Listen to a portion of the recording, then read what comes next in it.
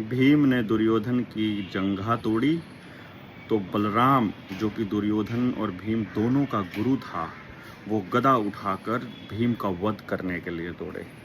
बीच रास्ते में आकर श्री कृष्ण ने कहा कि दाऊ, आपको कोई हक नहीं है आज भीम को मारने का या नैतिकता का पाठ पढ़ाने का।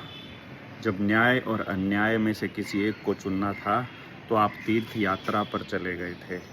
तो इसलिए इनके साथ, पांडवों के साथ क्या क्या अन्याय हुआ है ये आप नहीं समझ पाए।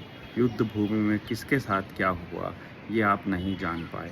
कैसे कैसे षड्यंत्र रचे गए, कैसे अभिमन्यु को मारा गया और क्या क्या हुआ।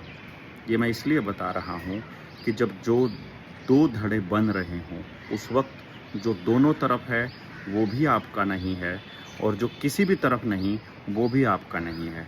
न्याय अन्याय की इस लड़ाई में जब निर्णायक मोड़ पर कोई बात आए तो आपको ये तय कर लेना चाहिए कि आप किस तरफ हैं, वरना आप किसी की तरफ नहीं हैं।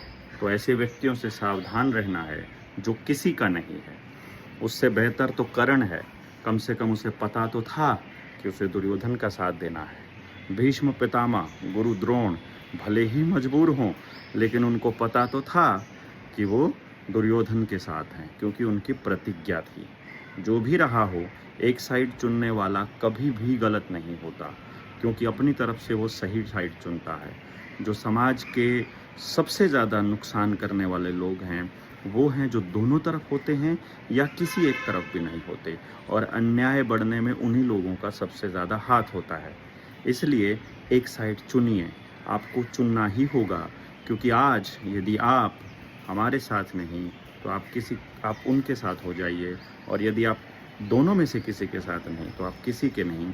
भविष्य में ये याद रखा जाएगा कि जिस वक्त तरफदारी करने का, आप भले ही दुश्मन की साइड जाइए, आप भले ही हमारी तरफ आइए।